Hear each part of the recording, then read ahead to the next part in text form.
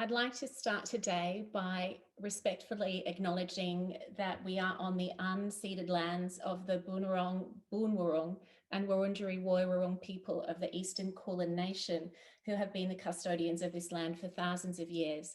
We wish to pay our respects to their elders past, present and emerging.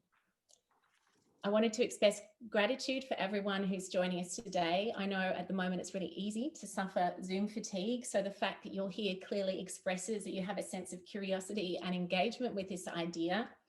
Before we reflect on mentorship with the panel of artists we have, I'd like to begin with some introductions. My name is Belinda Scerri, and I'm delighted to be chairing this panel today, which was instigated by Vicky McGuinness and the VCA Access Committee under the auspices of the Centre of Visual Art, known as COVA for short. Like anyone who's been involved in the arts, I've experienced firsthand both the value and impact of mentorship in my life. COVA at the University of Melbourne was established in 2018, and it was established to facilitate innovative research and collaborative projects in the field of visual arts, with the ambition to become the leader in the field of visual art research within the Asia Pacific region. I'm a COVA Graduate Academy Fellow. I'm a doctoral researcher in art history at the University of Melbourne, where I also teach art history. I'd like now to introduce Caroline Chernov, who's the chair of the VCA Access Committee, and she's going to tell us a little bit more about the program. And she's also going to speak to the contribution of Kate Dorr, the artist, writer, curator, educator, and above all, mentor, who recently passed away. Thank you, Caroline. Thank you, Belinda, and I just echo those comments about appreciating people's time today in this world where we're on Zoom so much. So really thank you for participating and sharing in what we believe is a really important dialogue. I think for me personally, I always find it helpful before we jump into conversation to provide a bit of context. So that's the intent of me getting in between you and the wonderful panel that we have today. I wanted to start the story almost 5 years ago when a small group of us kicked off a small program we call VCA Access, which is a philanthropically funded initiative that works in collaboration with Vicky and Barb and the wonderful team within the VCA Fine Arts faculty. And it's really anchored in a few values and principles that I wanted to take you through because it really sets the frame for the conversation we're having today. And the first one of those principles is really this group of there's about 100 of us that are members that really stand up and champion the important role that we think art lovers in Melbourne play in nurturing and supporting the next wave of creative talent in Australia, and the need not just to give money, but to really think about more creative ways for us engaging and supporting the faculty and the heart of the faculty, which is of course the students. And so some of those principles are really wanting to make sure that we're building bridges and connecting and thinking creatively in innovative new ways about how the institution of the VCA really reaches out and connects more broadly into the art-loving community and into the broader system of the art marketplace. And so we try and really champion and think about ways of engaging students into learning beyond the classroom, essentially, through a whole range of practices. And where that lands, it translates to in our program is the core of that really anchors around what we call our mentoring program, where for the last 4 years, we've selected 5 graduating students in the VCA Masters program, and we've matched them with some high profile, fantastic VCA alumni, some of which you'll be speaking to today. And we really create that space in that mentoring, really to call out not just the technical practice, but more of the mentoring relationship around sustainable art practice, and how in this world that's increasingly challenging, as we've seen this year, how as young emerging artists can continue to sustain their practice both creatively and commercially. And so that's really important to us. And I think as we have moved through such a challenging year in COVID, in some ways we feel it's actually opened up doors and created and reinforced this curiosity we have around the VCA as an institution reaching out to think about learning beyond the classroom. And so as students have continued to create their art and explore their thinking and their learning outside of the traditional studios and classroom settings, we're really challenging ourselves to say, as we move forward, how do we work as a system and across sectors? And how do we build these bridges that sustain creative talent in Australia? So we are very much champions of the concept of mentoring, and we are really grateful for Belinda and the team and Vicky in helping us create a bit of space to explore more about what is this learning lever of mentoring and what is it giving us and how can we take it forward.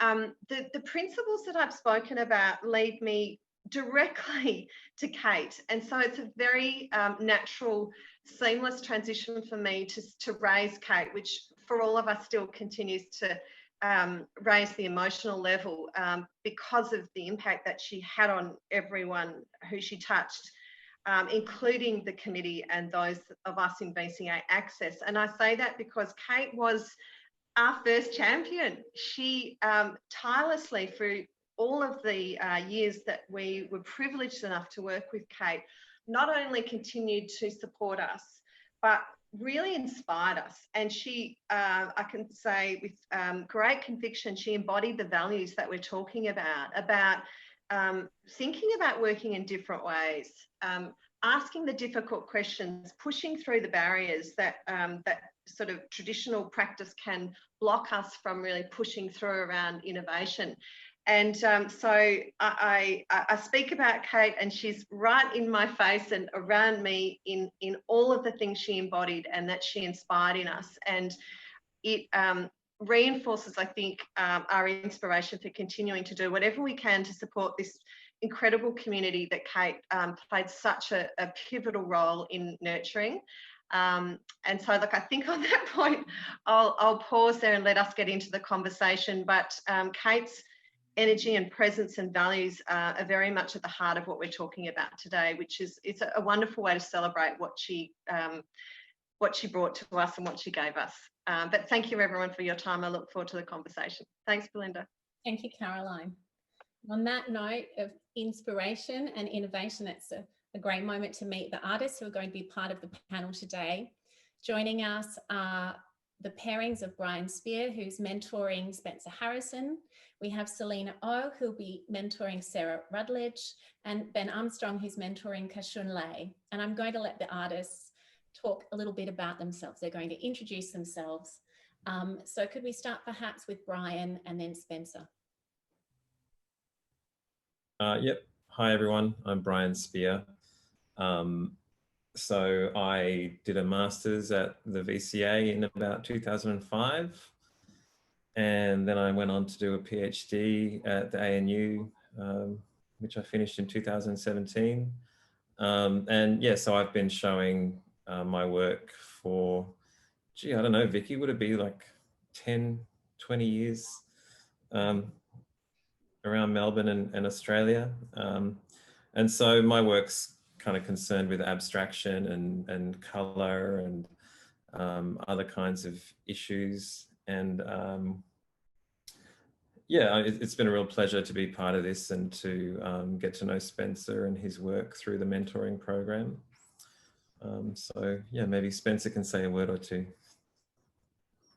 Hi, everyone. Yeah, my name's Spencer Harrison, and I'm in the process of finishing off my Masters of Contemporary Art at VCA.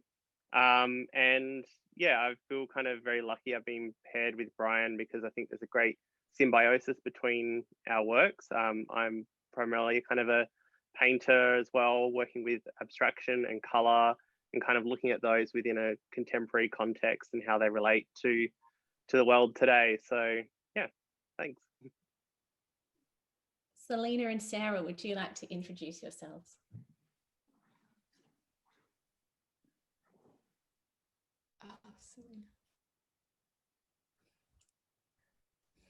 Am I here?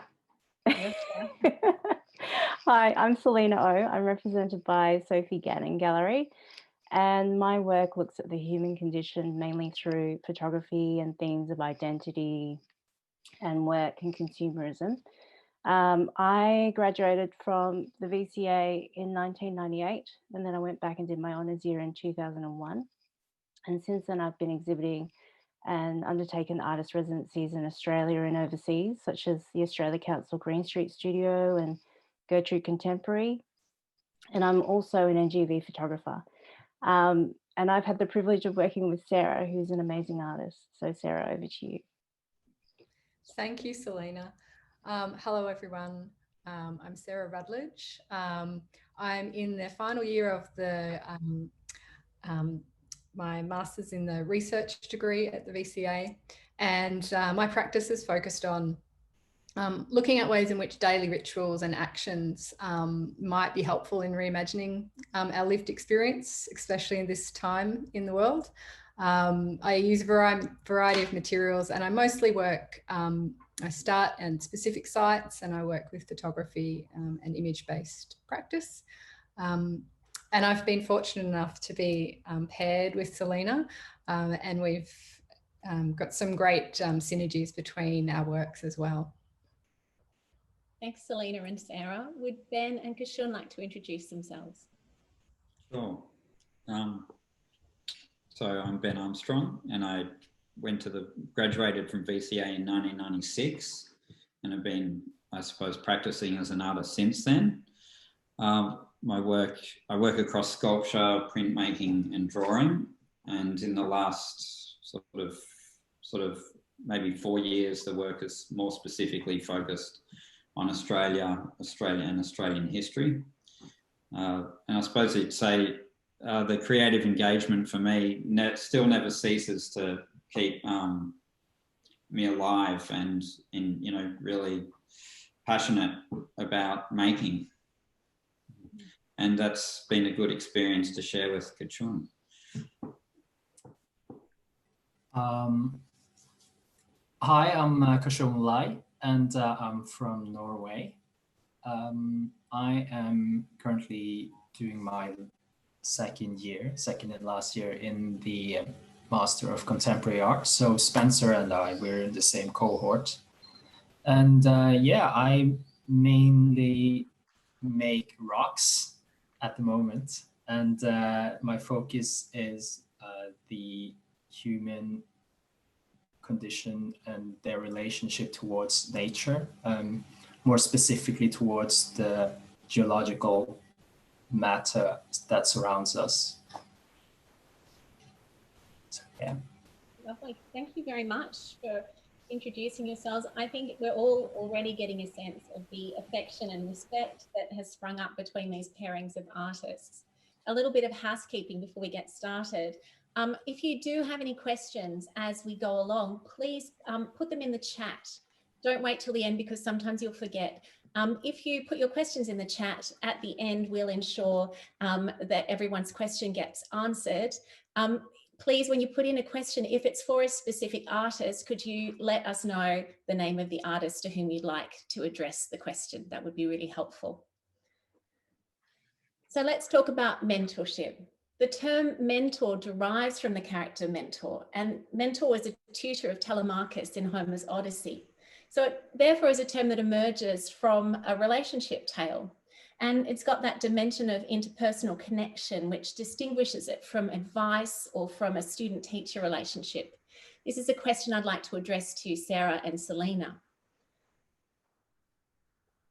There's much discussion in the research into mentorship of these overlapping roles between the mentor and the protege. It's not simply a pedagogical relationship, it's actually a porous identity. I was wondering what drew both of you to become part of this VCA Access program. Perhaps you could start, Selina. Sure. Hi. I think I was drawn to the VCA Access program because I taught last year, and I really enjoyed the engagement with the students and watching their work develop and grow. But the hours are really long on top of my professional and personal commitments of being a photographer, artist, and mum. And so when the offer to mentor came up, I thought it was a great opportunity to engage with other artists and to reconnect with the VCA community. and in a much more manageable format. So with Sarah, our conversations are really casual and we share our methods and experiences, and it's a mutually supportive and stimulating experience. So it's really rewarding. Thanks, Selina. The reason I was so keen and interested to become part of the mentorship program through VCA Access was because I knew I was coming into a degree that, you know, we're practicing artists. It's nice to be messy and unstructured in a lot of ways in our practice. And I was also wanting to, you know, hopefully put a frame around that could give me some structure as potentially I moved through that program and came out again into the world. And I'd also come from a background that was very graphic design focused, so very heavily focused on deadlines and the practical nature of getting things done. And I wanted to see if I could shift that approach through a mentorship in the arts. I thought that might be a bit softer, but still very practical. And it's been absolutely fantastic to be working with Selina in that respect, that practical nature and guidance. So just to follow on from that, how does it actually work? I mean, how did it feel when you first had to meet a total stranger that you were meant to spend a year and possibly more with to build this kind of relationship? Oh, do you want to?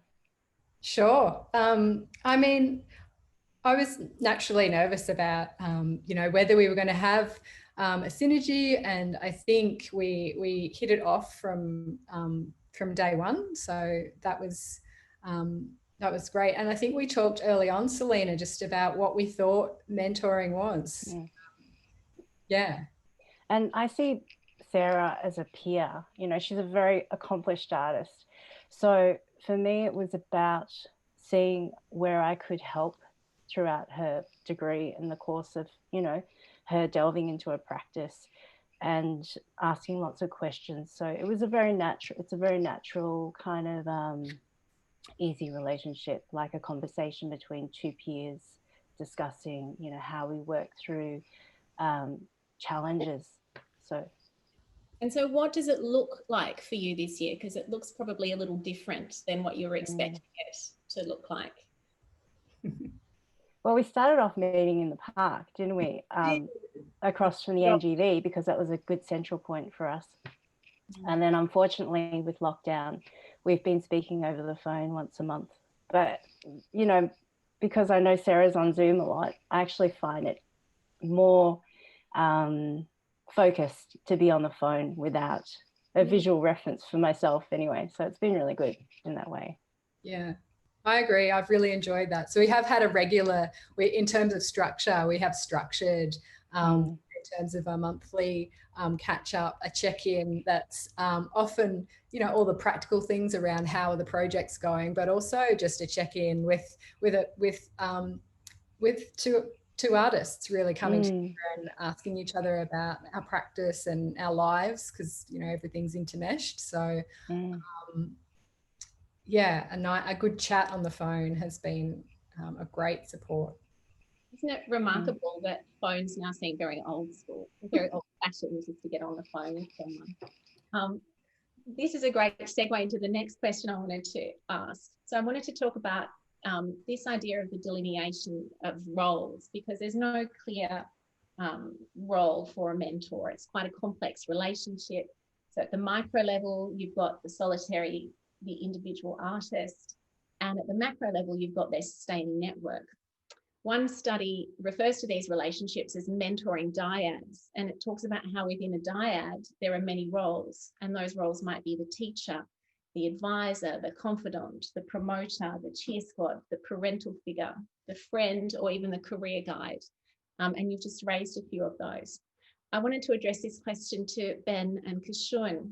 I was wondering, what qualities do you value or do you think are important in the mentoring relationship? Ben, would you like to start? Sure.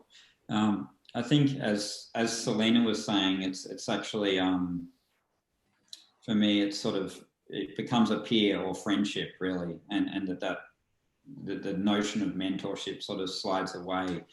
the qualities I think that are important are understanding and empathy. Really are probably the key things, and obviously listening and you know, trying to step inside the other person's shoes. But I think time affects those things too, which as you know, as you've spoken on the phone, which is very much what Kachun and I have done in the circumstances as well. You know, the time changes how those qualities unfold, and it actually reminds me, if I think back to my own time at art school in the 90s, when the encouragement was, it actually almost had a slightly brutal side to it, in that you know, it was a bit do or die. Like, you know, in third year, we were sort of told, oh, look, one of you might be an artist out of the group of 25 of you, or so sort of make or break. And as I was thinking about that, I realized that time that I was at art school actually was just after the recession in the 90s. And I sort of wondered how that might have precipitated some of that sort of vibe, and whether or not the Artist Run network that sort of expanded exponentially in Melbourne through the 90s kind of came out of that time. And maybe that this time that we're in now is actually a similar upheaval, that it is, you know, it's complex, you know, there's art school is not what you know it as anymore. There's an entire year where you don't actually go to the place. Yeah. So that, in all those things have really mixed up the experience and how it unfolds. But yeah, hopefully the feedback that I've shared with Kachun has been constructive and has evolved. But it certainly was a pleasure and a privilege to be part of that experience with him. Maybe hit Kachun. Yeah, I mean, I truly do appreciate all the feedbacks and all the conversations we've had over the phone, and I have to agree with what Selina and Sarah mentioned, that, you know, it's almost this rustic having a phone call with someone that seems somehow even more it seems even more personal somehow than doing a Zoom. It could just be the Zoom fatigue, obviously, but yeah, I do truly appreciate all the insights and feedback I get from Ben, and it's just really reassuring to talk to someone who's been in the professional field and in the arena for so long. But not necessarily saying this is what you should do and this is what you shouldn't, but just sharing his experience in a very generous way. And yeah, as a friend and a guide, I think that, you know, the relationship that Ben and I has established is extremely valuable. Despite this whole lockdown, just that phone call is always something I look forward to have with him. I think talking to all of the artists, that sense that you have raised, that it isn't about being directed or told, that it's very much that peer relationship. And I keep hearing whenever you all speak of each other's art, how you are peers. And of course, you've all come into the program already having an art practice, some longer than others.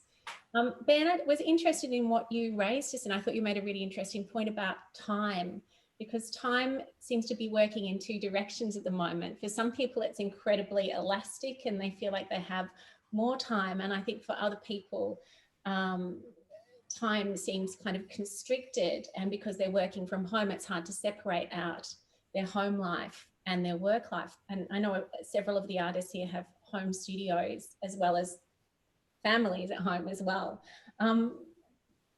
Ben, or any of the other artists, how do you find time is working for you? Do you have enough time to kind of both nurture these relationships and your own practice? I mean, this is possible for me to do today because our son is not here. So with no childcare, and I mean, childcare has resumed only a week or so ago. So time has just been scatological, and grab it while you've got it because it's about to leave you again. I think everyone's been challenged with, particularly if you've got children of any age. I mean, I think school's just going back today, so yes. I don't think I can say much about time at the moment. There's a dearth of it. Exactly. I wanted to talk about, because obviously this program is very much, it's intimately connected to the art school, to the VCA. And there's often this interconnectedness between artists and art schools because they have common artistic values and goals. Also, they're often the source of relationships that continue to grow beyond the formal association of being at art school. I've got a question here. This one's for Bryan and Spencer. How important have or are your relationships from the VCA been in your life, both personal and professional? Bryan, would you like to start? Well, very, very important. I met my wife at the VCA, so so doesn't really get more important than that. But I met loads of really great people at VCA.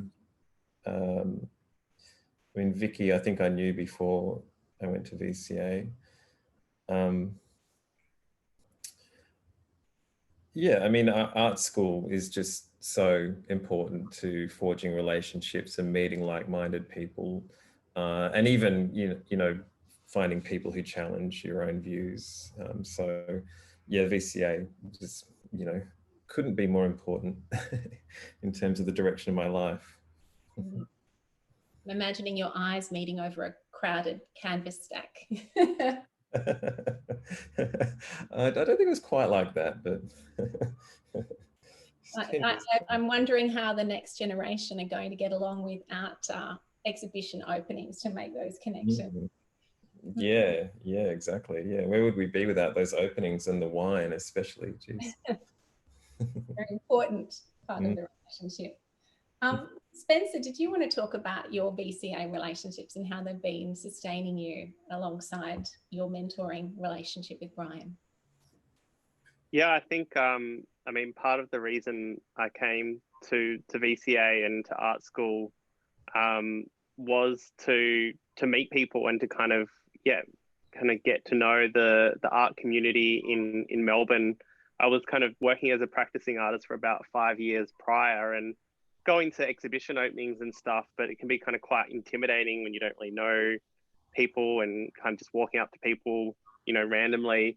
Whereas now kind of being in an environment where I'm both working alongside artists at the college and getting to know them, and then also seeing them socially outside of that, and then getting introduced to other people, it just has kind of completely opened up, both opportunities, but also just friendships and kind of support as well, especially this year.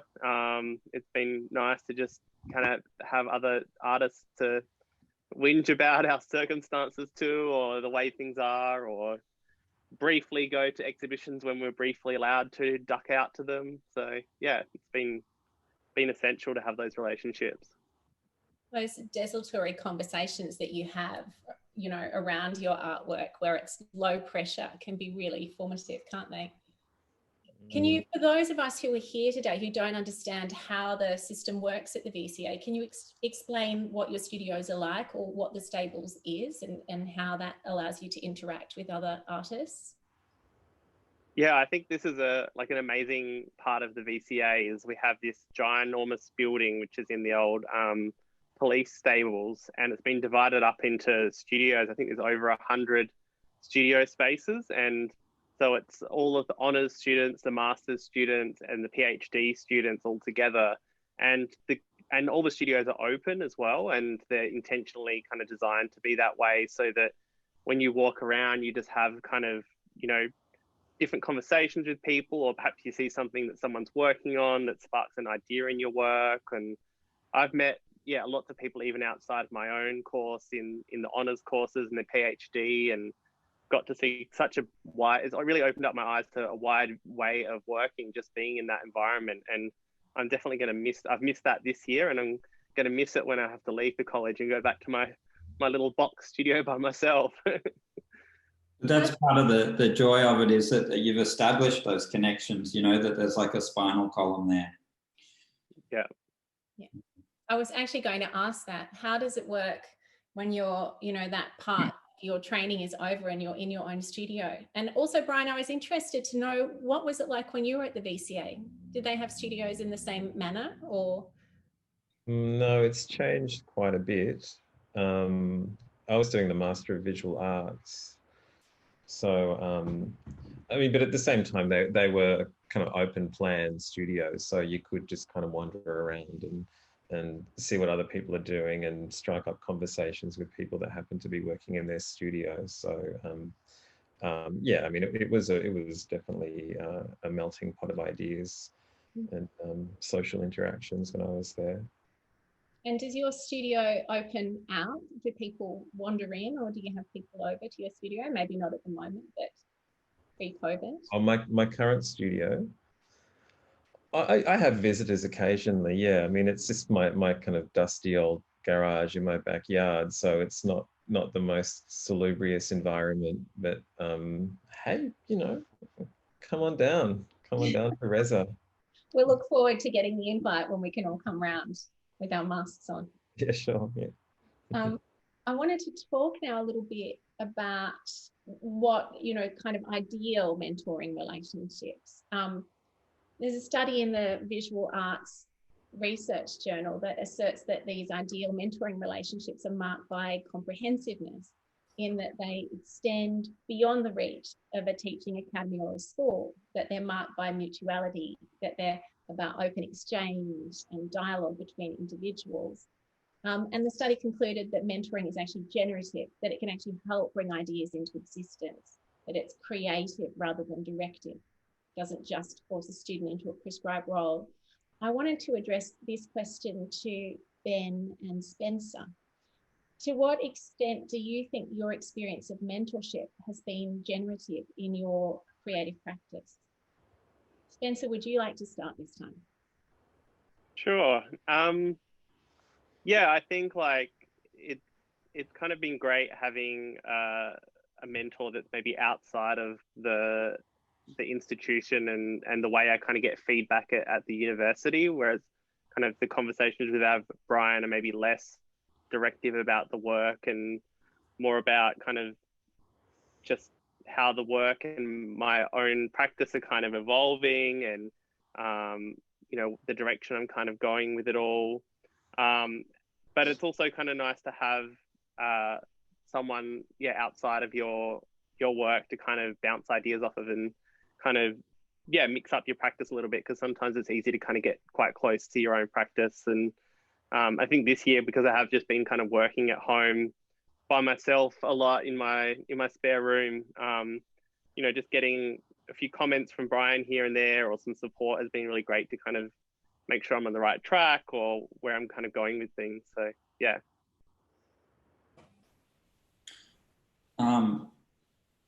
It's sort of the generative relationship is almost, the word I'd use again is probably privilege, in that in the relationship with Kachun, unfortunately, you know, once again, it's been mediated through the computer. And so most of his work now I've seen has been a screen, but interestingly, he's actually seized onto the screen as sort of the prime mode of his work. So the generative thing becomes quite a privilege to see this sort of journey and have access to it, and then, you know, bravely try and give feedback and constructive feedback. So, I mean, it's a sort of rounded experience. It's not yeah, I think John Baldessari said that he would stop teaching when he stopped learning from his students. And that still rings, you know, I think that's a very poignant quote for how it's a two-way street. nothing like a powerful question really to get you thinking, to contemplate your own understanding of something. I was also interested, I know you've mentioned this before, but that idea of using the screen now, and we've spoken in some of our discussions about how much art, you know, that people are trying to turn exhibitions to virtual experiences. And it's interesting for both of you because Kachun, your work can actually embrace, and you have embraced, the screen. And then we were talking about some exhibitions that you already had ready for the year that were works on paper, and that they don't necessarily translate well to the screen environment. How do you think, what will happen, do you think, as this year progresses into next year? Can you see that affecting your work, or are you waiting for the opening of the galleries? I think there's a whole lot of artists everywhere around the globe with exhibitions sitting in spaces or studios that, you know, might have been sitting there all year or shorter periods. And yeah, I mean, some things translate to a screen well. In particular, in the case you just mentioned of a group of prints I made with the Australian Print Workshop, the work was made last year and yeah, printed last year, sent to the framer last year. The work was ready to go in January. The exhibition was scheduled for May, and we're just talking about next year now. But I simply don't want to. I don't want to release it on an online format. I don't see the value in that particular case. I don't mind waiting. I'd rather, if the work's okay, it keeps. Hopefully, it doesn't have a use by date. I'm sure it doesn't. Kachun, can you just tell us, just respond a little bit to how your work is engaging with screen? Yeah, well, I will in a second. I just really want to jump into the point, not because I'm biased, but because I've seen the work of Ben like in real life, and it's worth the wait, because my jaw kind of dropped when I saw them, and I thought this will not be done justice to the work or Ben if it was to be released online. I just want to point that out. It's not because of our relationship, but because I saw the work and I just went, well, people have to see this. And regarding my own practice, I guess, you know, my personal, I bet a lot of people are in the same situation, but I'm confined in a 23 square meter studio apartment alongside with my partners, and all I have is like a desk here. That's all I do. And for the ones who might have seen my work before, is that I do tend to go quite large in scale if I can. So I just thought it won't necessarily be pushing my own practice and my own skill development either as an artist if I were to just do things in a more, you know, smaller matter, but just basically doing the same. So I wanted to keep pushing further, and how do I sort of develop this practice and maybe even fit for the, you know, circumstances that we're in. So yeah, I just thought that instead of making physical work and having them represented through a photography, I might as well do things that are strictly only limited to the screen itself, which led me to doing things like my background and stuff, which are just, you know, virtually rendered animations. Smart response to the current circumstances. I thought this is a perfect moment to mention to everyone who's taking part today that these artists have actually created video works through the VCA Access Program. So if you go to VCA Access's Instagram account, or the links on the invite you got for today, you can see their art in isolation videos as well. I'm going to move on to the history of mentorship. And there are lots of time-worn models of mentorship. There was the guild system, you have apprenticeships and other systems of artistic socialization, and they were intended to support and reproduce professional life. I wanted to address this question to Selina and Kachun. I was wondering, to what extent do you think it's valuable or helpful to have an entree into the commercial gallery world. That's for Kachun. And to Selina, do you think it's important to share insights or introduce your protege to that world? Kachun, would you like to start? Well, given that the contemporary art scene is changing so rapidly, especially maybe even now, given the circumstances, I think it's important to have that you can like sustain your practice in the long term and focus on your own personal development. And as Ben and I've been talking about so much, that it's the most important thing is really just to make good work and keep on perhaps like digging into the depth of your own mind.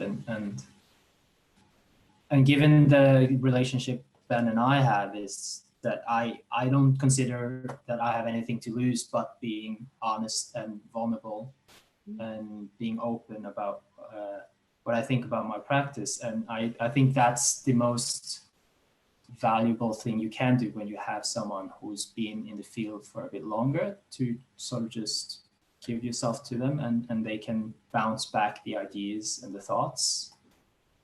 And yeah, also, you know, having Ben who's been in the game for a while, like he obviously also have made a lot of friends. And I remember like particularly our first meeting, we had a coffee, and he actually met a friend who was running you know, a gallery, and he said that, they're having an opening, you should go and just take your friends and go and check it out. And I did. And I think I can speak for everyone who's listening and watching this right now that I really miss it, just to go with some good friends or peers and then say hi and see the work and have a couple of drinks and just experiencing, you know, art in real life again. I think that everyone feels that way, and I don't think we take it for granted when we're able to go back to a gallery. It's interesting that Spencer raised that a little bit earlier as well, like that importance of knowing people in the art world and having some form of entree, because it can be so hard and also intimidating to walk into an exhibition or a gallery space and not know people. Selina, would you like to address that question about how to sort of open that commercial world, or whether it's important to do that for your protege?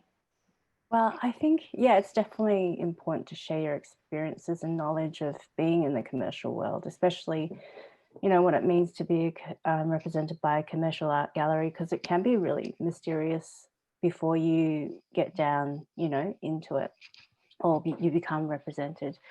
So, and I've certainly benefited from us having a supportive and generous gallery over the years. But I think it's also, and I think it is appropriate to make those introductions where desired. So, but that's, you know, that format, that forum of a commercial art space may not suit everyone's work. And I think that's the most important thing. So it's about finding the right options and avenues for that particular artist and following their lead and finding the right fit. So Sarah and I, in our discussions, we've explored, you know, the mechanics of that, but we've also looked a lot at, we're both experienced within the commercial realms, working, you know, as a photographer and graphic designer. So I wanted to talk about how you can incorporate aspects of a commercial practice like workflows and timelines and, you know, research and admin to support the intuitive and organic nature of an art practice, so that it's well archived and well organized for shows. And through that, you know, I think you focus more on intentions and values and systems and methods. And I think it's more important for them to focus on that, so that their work can withstand the ebbs and flows and trends of the contemporary art scene, and also the demands of life. As life changes, you know, it takes its toll on your practice, and it's an ongoing challenging process. So yeah, I think it's about finding the right fit for your practice and what forums you want that to enter into. And whether that's in the commercial art world or not. So I think that's my answer. Well, I think it's an important point you make about leveraging those skills you might already have from other work experience or aspects of your life, and to try to put those in to support your art practice. I also wanted to add, I think the students are actually at VCA are also naturally and organically very well connected to the art world through their faculty and through programs like the VCA Access Program. And in that sense, I think that's probably the more natural way of entering and developing those relationships, you know, within that kind of community of the VCA. It's a good point, actually, how many of the staff have their own practice and run galleries, like Vicky. I did want to address a question about these mentoring relationships. This one is for Ben and Bryan. I wanted them to tell us a little bit about some important mentoring relationships that you've had in your life. Perhaps, Bryan, you could start by telling us a bit about the connection that you've had. Well, I wouldn't say that I've had any mentoring relationships exactly, but I've had some very supportive and inspirational relationships. So, you know, I think I mentioned John Nixon. Of course, John Nixon is at the forefront of many people's minds right now. So I wouldn't go so far as to call it a mentoring relationship, but I mean, having someone of the stature of John Nixon kind of recognize something in my work and be supportive of me and take time to have discussions with me about my work, and even to collaborate with me. So to work together with John Nixon was a really interesting experience.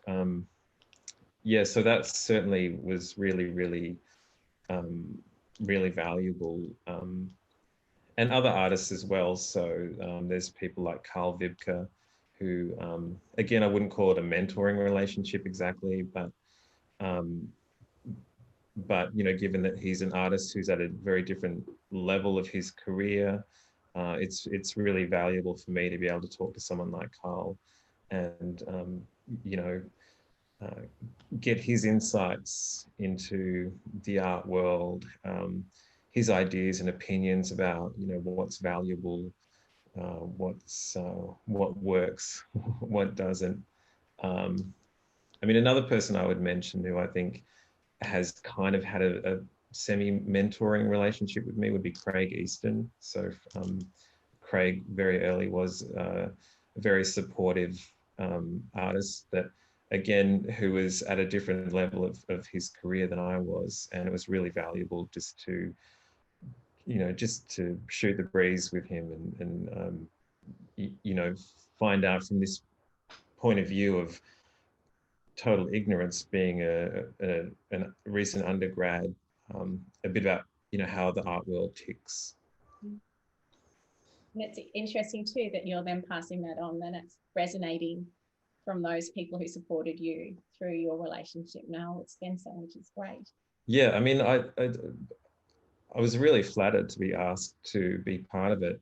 But just, you know, it's a really nice feeling to think that you might have that kind of impact on somebody else's life. You know, I'm not saying that it is necessarily, but it's certainly very valuable for me, those people and those relationships. Well, we might have to revisit this panel every 5 years and just keep adding more people and seeing how it connects everyone. Ben, would you like to talk about mentoring relationship or a supportive relationship that inspired you in your practice? There's quite a few people I could choose to mention, but the one that came to mind, and sadly this is another person who's passed away, which a whole nother side story, but it feels like there's too much celebration of people when they leave us and not enough when they're here. But the person I was thinking of was actually Philip Hunter, who when I was 16, I went to the Monash University Museum of Art Gallery, and he had a survey show on there. And it was just, you know, I was at home, very green, painting and very engaged in that. And it just totally blew me away. And then the following year, I went to VCA to the interview, and lo and behold, it was Phil Hunter doing the interview, which the interview went terrible. I left there thinking I'd never go there. Somewhere in there, I did manage to actually say that I'd seen his exhibition though. So maybe that did give a little tick, I don't know. I'm sure your work had something to do with it. Yeah, anyway, I did get in there, and I asked to go to his studio in first year. I said, I'd really love to come see the studio. And he said, oh, okay, all right, yep, we'll do that. But not yet. And then that year went by. Second year, I asked again, could I come? Yeah, we'll still do that. That year goes by. And then sometime during third year, before the mid-semester break, he said, would you like to come to the studio? And I was like, oh, yes. And yes, that'd be fantastic. So he pulled the diary out, wrote the date, this date in June, 12 o'clock. I said, yep, oh, fantastic, I'll be there, no worries. And that was amazing. It was, really generous. And it wasn't about, how to be an artist or anything. It was just about how to look at, looking at work, talking about work, looking at some books. And then at the end of it, he said, oh, what are you up to for the rest of the day? And it was actually my 21st birthday. So I said, oh, well, I'm going to catch up with a few friends. And he said, oh, hold on a minute, and disappeared to this, into another room, and came back. And seeing as I knew we were going to talk about it, he actually, he gave me that. Oh, amazing. Which was, a woodcut from there with a little happy birthday on it. And that was really the beginning of what I would say a very special friendship, which went on for the next 21 years. And, with lots of studio visits and going to the movies, or, hanging out with his partner, Vera, who they shared a studio together, and she's still practicing, obviously. And yeah, it was amazing, and, still lives large in my life. So these relationships do develop and resonate, and it's nice to have a program like VCA Access that gives you a beginning that's a solid foundation. I think it can be hard to get started. And I did want to mention that you might find a lot of people who come to visit your studio now will be mentioning that it's their birthday on whatever day they have to visit. Might have to have some small works ready. I'm aware of time passing, and I really want to ensure we've got time for all the questions. I'm going to just ask one more question now. And I wanted to talk about, there's a study and a research study by Chapman and Salk, and they've talked about that central to a mentor's role is a moral and ethical sense of caring, and that there might be a tension that arises between that nurturing role that the mentor takes and the challenge that needs to exist in the relationship as well. It might also happen that some mentoring relationships reflect a sense of imbalance in terms of power. This is for Sarah and Selina. To what extent is it important that you felt a sense of caring or friendship in your connection with your mentor or protege? And also, how important do you think trust is in the mentoring relationship, especially when you're giving feedback or receiving feedback? Sarah, would you like to start? Sure. I think the friendship, or the having a having that sense that we could build a relationship was really important. I think we talked, as I mentioned, I think Selina and I talked about that right from the beginning when we met. And I mean, it's fairly organic, but I think we just proceeded, and through conversations, meeting on the lawn outside the NGV, we pretty quickly established that we had perhaps a common way of caring, or that we knew, we had similar values. And I think that probably built that level of trust reasonably quickly. Like, we talked about artworks, we talked about our process. So talking through those things probably allowed us to, I want a better phrase, but get a measure of each other in terms of whether we were going to be a nice fit, or, and yeah, and in that exchange, there was a lot of care around asking about each other's practice, being curious about each other's work, without just flattering one another.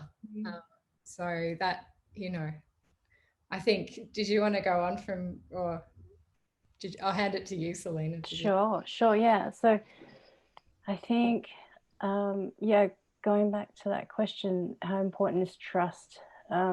Yeah, it was very easily built with Sarah.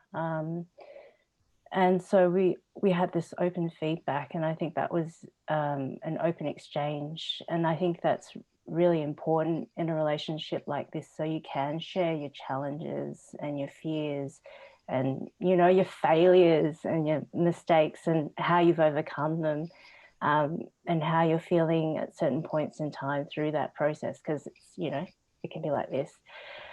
So that trust is really important, so you know that information that you share is safe in between you as well. And I think in regards to feedback, it was more about inquiring from my perspective. I was really interested in the inner workings of why she was, of Sarah, you know, the decisions she was making for certain projects. And I wanted for Sarah to arrive at her own answers rather than giving her my feedback as such, through, yeah, the process of asking questions, so that, you know, I was trying to support and encourage her trust and confidence within her own intuition and process, because I think in the long term that's going to serve her then, you know, far longer than my feedback at this point in time. And I think that's, you know, that's part of the process of trusting, of continuing to trust that process, because it can, you know, insecurities come in and out. So yeah, so I think that was my perspective on the relationship, you know, because I honestly wanted to know more about her practice and the choices and the challenges. And through that process, I think you were articulating and arriving and clarifying, you know, things that you were looking at within your own thesis as well into a verbal kind of answer. So yeah, would you agree? Yeah, I would. I think the idea that someone's asking, that Selina was asking me questions that you really thought about what you were asking, and in that you know, that's a form of care, like asking tough questions, or that's a thoughtful approach to someone else's practice. And even now I hear your voice going, you know, have you thought about this? Have you thought about this, when I'm, you know, moving through a project? So yeah. Just responding to that, it's always struck me that being an artist and having an artistic practice that you share in the public realm is an incredibly vulnerable thing to do. You're very exposed. Most people don't have a job where whatever they do in their work gets put in a public forum and they're asking people to comment on it. And it always strikes me that it's a real act of courage to do that and to continue to do that. And it's nice that the mentoring relationships can actually support people and help them find a way to go through that process repeatedly every time you share your work. At this juncture, I just wanted to come to conclude our discussion part of it, and then we'll pose some questions to the artists. This discussion has given us many insights into aspects of mentorship and also the possibilities inherent in the VCA Access Program. We've raised the idea that it's important to keep searching for new questions rather than just for the answer. And the other thing that really struck me is that each of these pairings has spoken about a relationship that wasn't hierarchical, but was actually really very much about support, where the benefits were flowing both ways, and where there was a sense of connection and caring. We're shortly going to answer the questions that have been posed in the chat. Before we do that, I wanted to remind you of a few things you can do after this. If you're interested in reading more about mentorship, there were some articles attached to the invite that you might like to read. You can also go to the COVA website You could view, once again, those are in isolation videos through the VCA Access Instagram page. You can join the COVA mailing list as well. Share the video with friends and family, and the video should be available within the next day or so on the COVA and VCA Access websites. Now, I'd like to ask Vicky McGuinness to tell us about, briefly about how you could become a VCA Access member if you're interested, or a little bit more about the program. And then I'm going to direct your questions to the panel members. Thanks, Vicky. Well, no, thank you, Belinda. And what an incredible job you have done of bringing this panel together and also just facilitating that really great conversation. I think I'm going to invite you to host every panel discussion henceforth.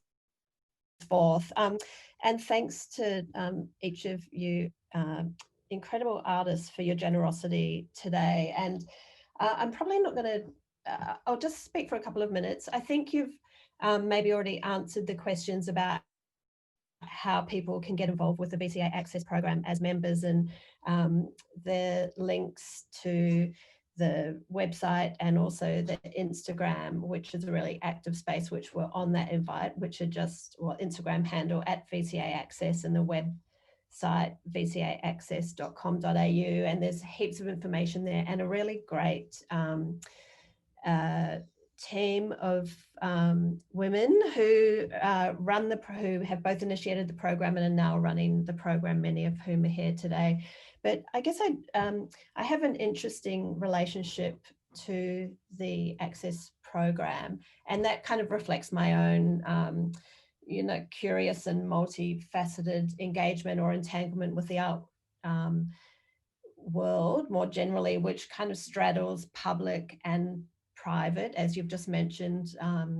My gallery, Sarah Scout Presents, which has been, along with my partner, Kate Barber, which has been part of the Access program since the beginning, and also through my educational roles, currently running the MFA program at the VCA. So I've been really fortunate to come at this program from lots of different angles and directions and perspectives, and you know, it continues to be an incredible program. And hearing you know, the participants or some of the participants talking today about how I guess mutually beneficial it is especially kind of gratifying to hear, because that also resonates with me in terms of my own mentoring experiences. And you know, I've been very lucky over the 25, 30 years of my own, I guess, professional career to have had some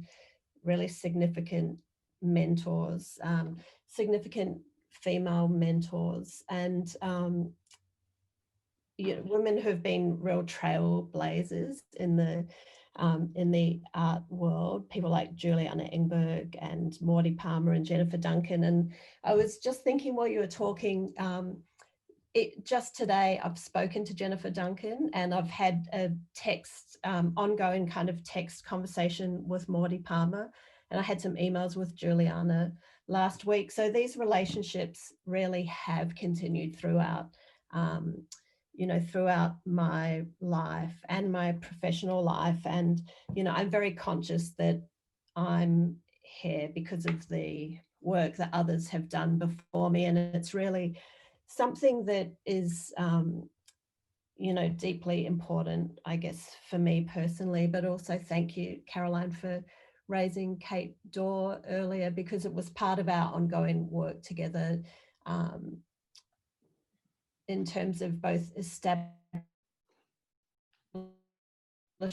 formal and informal mentorship and opportunities, but also just relationships, ongoing conversations and relationships. And also to Bryan and Ben, thanks for bringing up John and Philip in the conversation as well. And, you know, we've just lost, you know, in those three people, some really important and significant people in our, you know, in our shared lives as well as our individual lives. And they're all too young and too soon. And Ben, I was, you know, just reminiscing about Philip and Vera's studio as well, and what an amazing space that was. So what's my point? My point is VCA Access is a really great program, and you know, I've been really thrilled to be involved over for the 4 years now that's been running, and I'm so appreciative to hear from you all about your relationships in the program as well. I can see there's some really good questions that have come up in chat. So I just want to thank everyone, actually, Belinda, the artists, Caroline, Rosie, and Alicia, and I see Jane Hayman's in the audience somewhere as well, for, you know, bringing this program to us at the VCA. And I'll leave it at that. Actually, just a lot of thank yous. You're muted, Belinda. Yeah. Long may it rain, and one way to help it continue is to think about membership.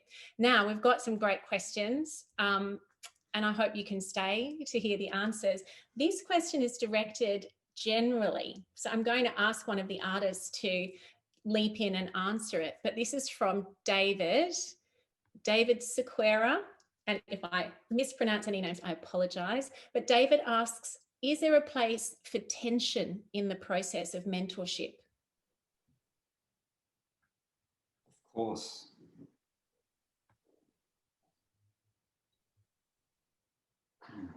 I mean, Do you care to elaborate on that, Ben? I thought you were going to finish. There's no tension in my life anywhere. I don't understand the question. Well, I mean, I understand it in terms of, you know, disagreement might be the, nothing's linear and happy all the time, you know, and, you know, roses all the way. I mean, you know, all the discussion of deaths is just one aspect of how, you know, the emotion, you know, we have roller coasters of feelings. And I think, you know, tension is a creative aspect of any practice where, you know, you have tension within yourself, and tension can come by looking at someone else's work and, you know, having a different opinion to what the artist might have. And, you know, you're trying to understand where they come from, but maybe they're coming from somewhere that's actually not present in the work, or vice versa, you know, the opposite might be occurring. So yeah, I would say tension is actually just like doubt is a constructive element potentially.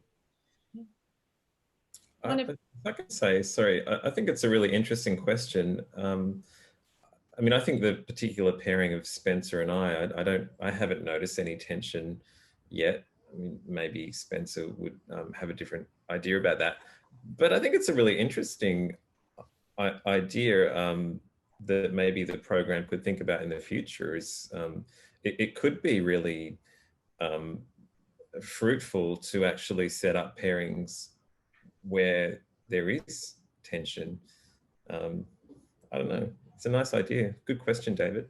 Just to clarify, do you mean in the type of art that the artists are creating? Because there is a kind of a sympathetic aspect to the way you work, and also within your artwork. Do you mean the style of art?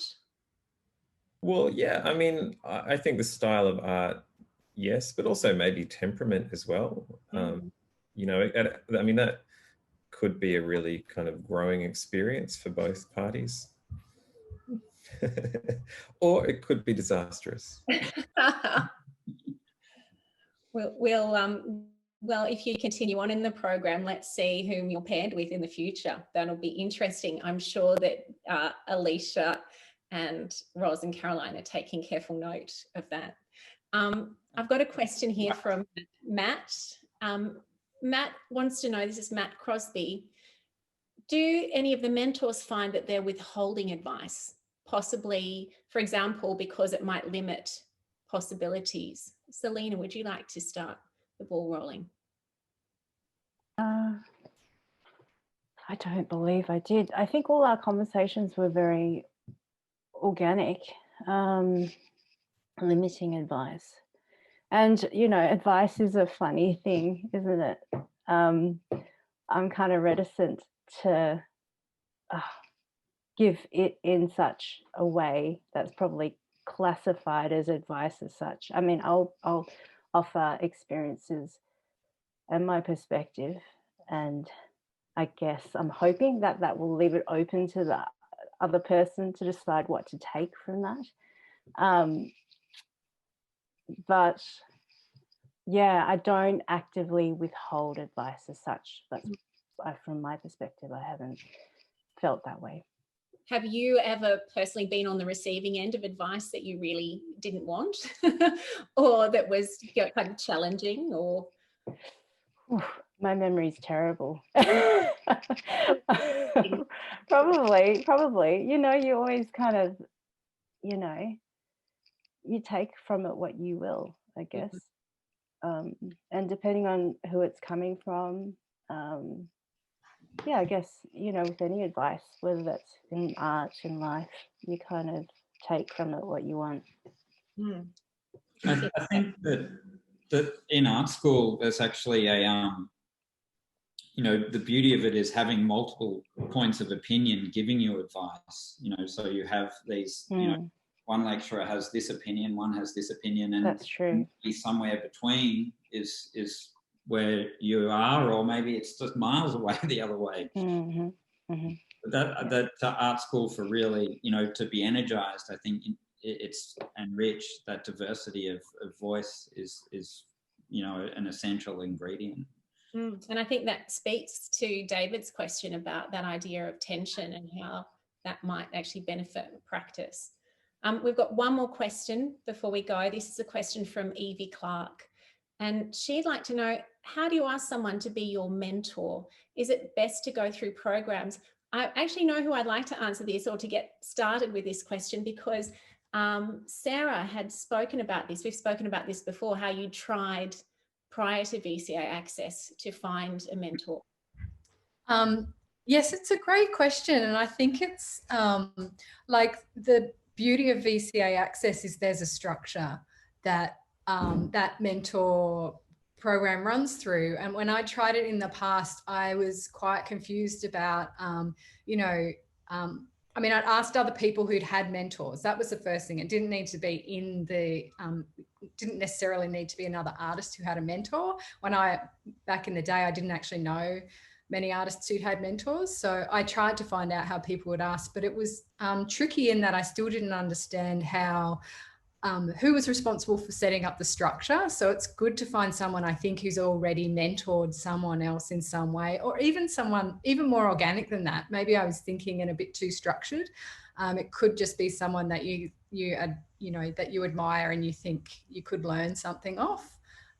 So I had several attempts that were all still really worthy, but this is probably, I like the structure that's come with being able to be part of the VCA Access program. Spencer, did you want to add anything to